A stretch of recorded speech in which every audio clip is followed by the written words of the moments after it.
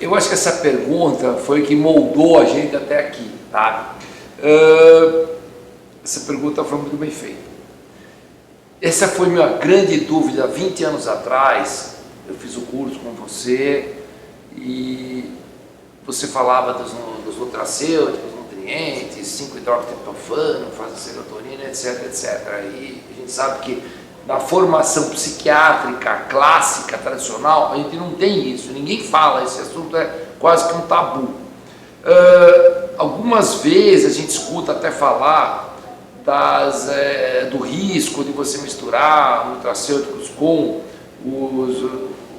as medicações, o fantasma da síndrome serotonérgica ou da síndrome maligna dos neuroléticos, enfim.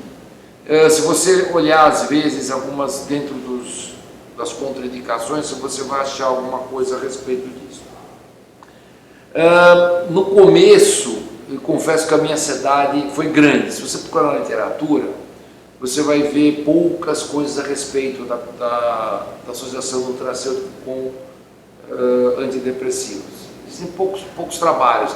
Aí me lembro de um trabalho que me chamou a atenção, feito em ratos, que provocavam a síndrome serotonérgica usando inibidor da recaptação, inibidor da MAO, drogas inibidores da MAO, com 5-hidroxitriptofano.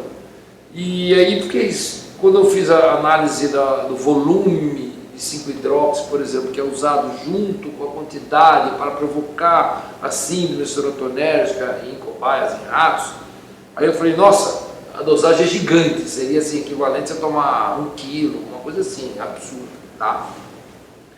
Mas eu acho que essa é a grande ansiedade nossa, né? Isso foi há 22 anos atrás, quando eu comecei, foi minha grande ansiedade, porque a gente via um paciente tomando a medicação psiquiátrica e de repente a medicação não estava mais fazendo efeito, ou fazia efeito parcial, né? E aí o paciente, entre aspas, pedia, né, o suplemento, né, como se a gente precisasse do suplemento. E aí eu comecei na época, sempre com esse fantasma de uma ação colateral muito ruim, da síndrome serotonérgica maligna. E eu vou ser sincero para você, já vi o quadro não com nutracêuticos, já vi esses quadros através de misturas de droga em pacientes que têm alguma suscetibilidade. Hoje a gente pode até ver a suscetibilidade através dos testes farmacogenômicos. Então tem pacientes que têm acúmulo, né, acúmulo de antidepressivo. Eu vi uma vez um quadro desse num paciente que tomou um pouquinho de metilfenidato, e eu vi o quadro, tá? Então isso é muito idiosincrático, é um quadro idiosincrático. Então, na verdade, nesses anos todos, eu nunca vi uma reação adversa. Então eu passei da ansiedade de fazer a combinação, e hoje eu vejo a necessidade de fazer a combinação. Então, porque a experiência me mostrou que é melhor ainda, a ação do antidepressivo é melhor, e algumas coisas foram até corroborando. Tem uma coisa interessante, assim, muita gente, a gente agora, eu senti que está ficando, é um assunto ainda um tanto polêmico, mas está ficando até um pouco que na moda, você dosar serotonina, naqueles exames normais, você pede paciente, colesterol, etc, às vezes você pede serotonina. Aí quando você pede serotonina, para quem toma antidepressivo, ela vem baixa, né? Eu sempre digo isso, digo para meus alunos, digo na pós, tá? Digo para os alunos, quando eu sou chamado, né, nos congressos, eu sempre falo que esse é uma indicação da necessidade de você fazer a suplementação com triptofano ou com os complexos da área do vitamina B, que são os metiladores que fazem neurotransmissores. Então isso indica realmente uma deficiência. Claro, aquela serotonina que está sendo dosada, ela não é a serotonina cerebral. A serotonina cerebral, ela é 2%, sei lá, 1%, 2% da serotonina do corpo. Não sei exatamente o número, mas é um dígito, é bem pouquinho, né? 3 a 1%, assim. E aquela serotonina é a serotonina circulante, circulante, que é produzida basicamente no intestino, basicamente. E, na verdade, existe um paralelismo, sabe? Tem um paralelismo, parece que o cérebro copia a serotonina circulante. Isso eu vim pesquisando, é um assunto muito interessante, né? Existe um paralelismo, né? Claro, existe a captação do cérebro, do triptofano, da matéria-prima da serotonina. Então, eu acho que faz diferença para a gente, isso é importante. Essa associação, eu acho que é fundamental. O antidepressivo, através do aumento do turnover da serotonina, é como se você fala para os pacientes, é como se tivesse botou um motor de Ferrari no Fusca e não quer pôr gasolina. Então eu acho que é o contrário, você precisa pôr a gasolina. Então nesses anos, uns 20 anos, mais de 20 anos, eu vejo que ao contrário da ansiedade do que é contraindicado, há até a necessidade, em alguns casos, tá, que a gente vê, são pessoas, existem pacientes que são deficientes de serotonina, tem quadros clássicos, são pessoas que têm falha de formação, né, tem toda uma genética, toda uma questão familiar, uma questão de metilação, né, você pode explorar, ou até pacientes que precisam daquela serotonina, precisam daquele suplemento, e a diferença é muito grande. Recentemente, eu tive um pouquinho de ansiedade novamente com o lançamento de novos antidepressivos. Então foi lançado um antidepressivo com uma ação muito mais complexa, agindo em vários receptores, ações múltiplas. E no começo eu confesso que eu fiquei um tanto quanto ansioso e não suplementei esses pacientes. Alguns vinham tomando, eu mudei a medicação, tá? E toda vez que, entre parênteses, né, Frank, toda vez que se lança o antidepressivo, então vem a mídia, então tem toda aquela coisa, me lembro na época do Prozac, que era a droga da felicidade, então ser feliz é tomar Prozac, a gente sabe que não é nada disso. Então quando lança um antidepressivo novo, então a gente sempre tem essa mensagem que está resolvido o problema, e nunca está. A diferença continua em torno de 60% de ação para um antidepressivo, é pouco ainda. Ah, mas esse aí é 65%, já não passa 70%, mas não existe antidepressivo 100%, você sabe disso. Então, foi lançado esse novo, o último que foi lançado, e eu fiquei um tanto receoso, eu falei, será que com esse é problema? Fazer suplementação? E aí a experiência me mostrou, pacientes que vinham tomando, no começo eu fui relutante e depois eu acabei vendo que continua a necessidade de usar a suplementação com a medicação. Qual a vantagem? A gente tem uma dosagem menor, provavelmente faz uma dose menor, faz uma ação melhor, né? E eu acho que isso faz a diferença. Eu acho importante, ao contrário.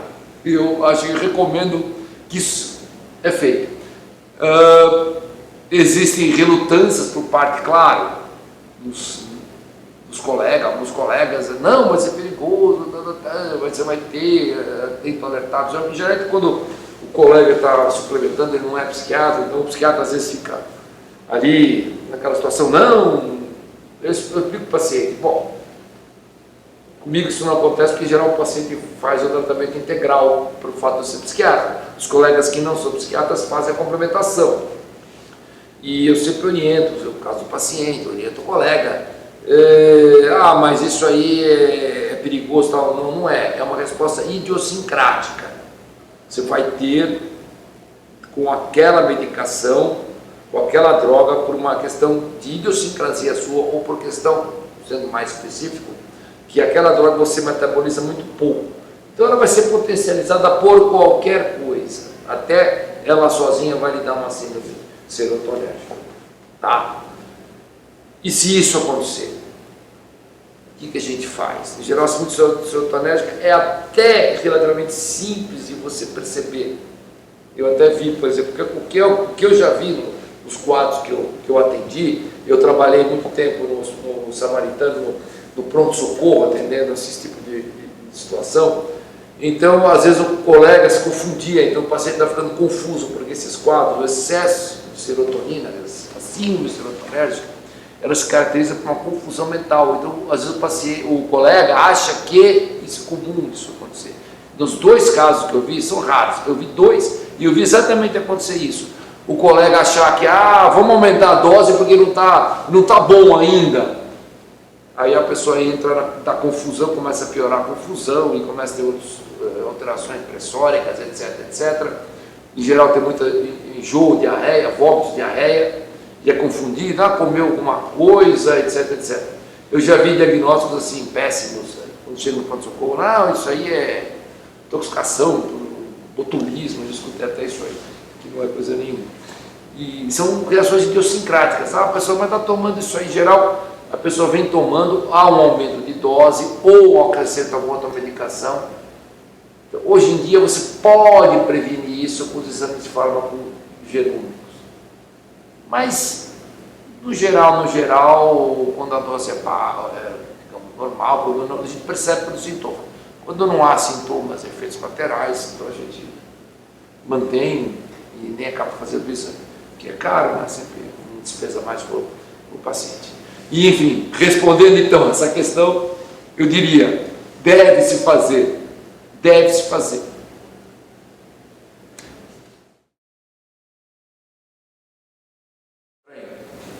Estresse crônico é a doença do momento, né? Mas por que estresse crônico? Quais são os 4 pontos do estresse? Né? Existem algumas coisas que causam estresse. Em primeiro lugar, não vamos confundir o estresse da vida normal, o bom estresse com o mau estresse. O bom estresse é que nós estou trabalhando muito, estou ganhando bem, né? Mas estou cansado, etc. Isso não é o mau estresse, não é o estresse crônico. O estresse crônico é quando há uma alteração do eixo hipotálamo-hipofisário adrenal, com aumento de cortisol, ou a um ponto o cortisol cai, provocando depressão, etc. Tá? Então, esse é o verdadeiro estresse, que é causado por situações específicas. Em geral, situações que representam um risco à vida ou à integridade daquele indivíduo. Algumas situações, no fundo, a gente não passa de um bando de zebras na savana, tem que ficar juntinho, né? Que é uma forma de proteção. Então está todo mundo aqui em São Paulo, 20 milhões de pessoas, um na cabeça do outro, né? E todo mundo acha ótimo, né? Ninguém vai, vou morar no interior, o cara vai lá para o interior, vai lá na casa da Zinha, vai morar na fazenda, chega um momento que ele fala, não aguento mais esse barulho dos pássaros, eu quero ver bagunça. Por quê? Porque o isolamento social causa o aumento do cortisol. Então, são uma das situações. Então, você quer punir uma pessoa, você põe na cadeia, né? Você tira do ambiente dela, isola socialmente, então o cortisol automaticamente sobe. Tá? Então, isso é uma coisa que pode acontecer com as pessoas. A gente vê hoje um número de apartamentos, que está até aqui na rua, nessa rua aqui, a gente vê muito lançamento de apartamentos, um dormitório, 30 metros, 20 metros, 10 metros, sei lá, 10 metros não sei, mas 20 tem, 25, 30, o cara vai morar sozinho. E eu vou dizer para você, isso vai causar estresse crônico. Então, vai causar estresse crônico, você vai estar isolado. Tá? Então, isso é um ponto de estresse crônico. Outra questão é a perda da capacidade de prever fatos. Então, o mundo está muito rápido, mídia social, etc, etc, né? E aí a gente fica, de certa forma, não consegue mais prever as coisas muito rápido. Antigamente, a gente fala de estresse crônico hoje, tá? Porque antigamente como é que era? Então, meu pai era padeiro, o que eu ia fazer? Eu ia ser padeiro. E hoje que a gente está assistindo um fenômeno interessante, porque meus filhos, a profissão dos meus filhos já nem existiu quando eu fiz minha faculdade, por exemplo, de medicina, né? Médico informática, não sei o quê. Então, a gente não sabe o que vai acontecer. Então, para as pessoas que estão, às vezes, fazem formação, a gente vê muito estresse crônico em jovem, ele não sabe o que vai acontecer, não sabe se aquele caminho é o certo, se não é, se é o ideal, né? Então, isso é um ponto do estresse crônico, né? Outro fenômeno que tem provocado o estresse crônico é a falta de compensar as frustrações. Então, a gente tem que compensar as frustrações do dia a dia. Isso faz parte do mecanismo de baixar o cortisol. Senão o cortisol, de certa forma, vai se acumulando. Né? O estresse, como eu falei para você, o estresse real, aquele que causa doença, principalmente causa depressão, é o aumento do cortisol, tá? Então, quando você tem, por exemplo, essa dificuldade de compensar a frustração, então hoje custos, então as pessoas vivem isso, reflete muito, mas eu estou gastando aqui, ali, eu não posso sair, eu não posso viajar, não posso fazer nada, eu tenho que trabalhar, né? Isso acontece com os colegas médicos, né? Isso aí acho que reflete muito o estresse crônico dos médicos, né? Isso causa estresse crônico, né? Por quê? O médico, né, a gente médico que trabalha em consultório, médico profissional liberal, a gente tem um problema, né? Não sei se deve acontecer com você também, Frank. A gente trabalha 10 meses e paga 13 meses, então sempre tem um desencaixe. Então, muito colega não pode tirar férias, ele não tem como, né? Ele tem que tentar trabalhar esses 12 meses, não vai conseguir, porque tem o fim de semana, tem colega que não, o fim de semana eu vou dar plantão e tal, quer dizer, ele não compensa as frustrações, ele não sai, ele não faz nada, ele passa aí anos aqui trabalhando, e isso é uma das causas do estresse crônico. E qual a consequência do estresse crônico? A consequência, basicamente, é depressão, ansiedade e depressão. O cortisol fica se mantendo alto, uma das consequências a curto prazo, né? Outra consequência é a obesidade, por questão da carga alostática. A gente vai mandando o cortisol para cima e o corpo vai tentando jogar ele para baixo, vai tentando readaptar, fazer a alostase. O que é a alostase? É a adaptação a um outro cenário. Então, na verdade, o grande problema é que o corpo ele se adapta ao cenário do estresse crônico. Isso é uma das causas da obesidade, né?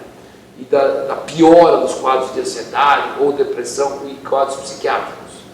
Então, o cortisol fica alto, a insulina vai subindo, vai criando resistência à insulina, o cortisol vai caindo, e aí a gente tem toda essa bagunça, descompensação. Quando a gente dosa lá, né, que você tem visto, dosa lá no nosso paciente, você vai ver o cortisol muito baixo, que pode refletir o estado de depressão, ou muito alto, que reflete ansiedade e depressão. Então é isso.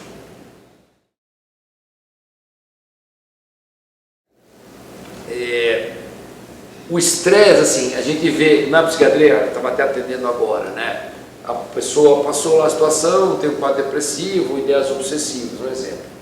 E aí pesquisando, assim, mas você tem... Como é que era antes dessa situação? Como é que você era antes?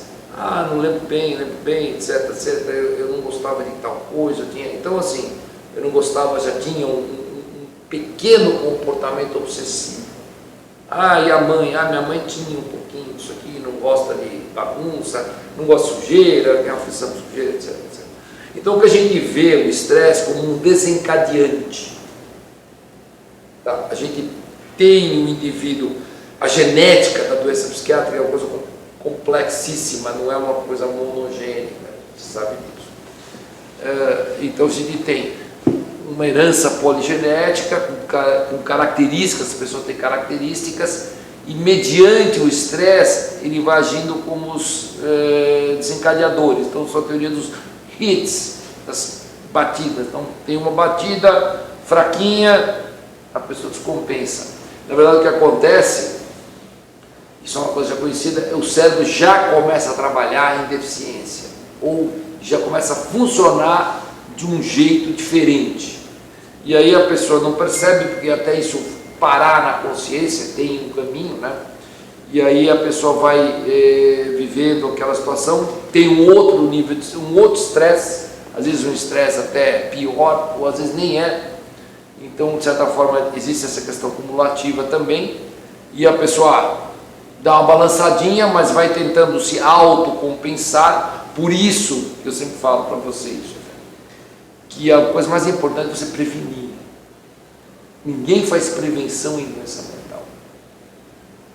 Em geral, quando vem, já explodiu tudo. A pessoa já está no seu desespero, risco de suicídio, etc, etc. Então ninguém faz. Eu acho que isso é uma das... seria talvez o maior passo que a medicina deveria dar. Eu acho que o uso de suplementos, aí nesse caso, seria fundamental. A gente vai deixar esgotar a serotonina até o final. Quando chegar lá no final, a dopamina no final, você vai ter a doença psiquiátrica. Aí o que acontece? Quando você tem o terceiro hit, você tem a terceira batida, o terceiro estresse, aí finalmente o cérebro para de funcionar, ele aprofunda ainda mais aquele descompasso, você tem a doença psiquiátrica em si. Pode ser crônica ou pode ser um episódio, mas em geral quando você tem já essa fase, você já não tem mais como voltar atrás e vai demandar um tratamento a longo prazo ou um tratamento crônico para esse indivíduo. Então isso é fundamental. Então qualidade de vida é fundamental, né? A gente fala hoje, já sabe que a qualidade de vida. Quando a gente começou, né, há 20 e pouco, por exemplo, você começou quando eu fiz o curso com você, a gente falava alguma coisa de qualidade, mas era muito pouco, não, vai malhar um pouquinho e tal, mas hoje em dia a gente sabe tudo da necessidade de manter, por exemplo, essa questão da carga alostática, o exercício e alimentação vai manter você fora do limite em que o estresse vai lhe matar ou vai desencadear uma doença psiquiátrica. Então, essa qualidade de vida é fundamental para a manutenção da carga alostática, não deixar fazer a resistência à insulina, não deixar o cérebro sofrer com essa situação. Então, realmente, o estresse tem que ser controlado. Então, a gente precisa parar aí, fim de semana, tá, só que te dá aula, você dá fim de semana, tal, mas de vez em quando tem que ter os momentos de lazer, você tem que ter os momentos que você, tua cabeça sai fora, né, daquilo que você está fazendo, né, você não se sinta ameaçado, não se sinta sobrecarregado, né? Isso é muito importante, isso vai lhe poupar a saúde mental. A gente vê muito isso com o sono, né? Quando você vai começando a ficar sobrecarregado, você vai perdendo sono. Então, isso é um sinal importante. Então tem que voltar atrás, tirar uma semana de férias, etc. Se você puder.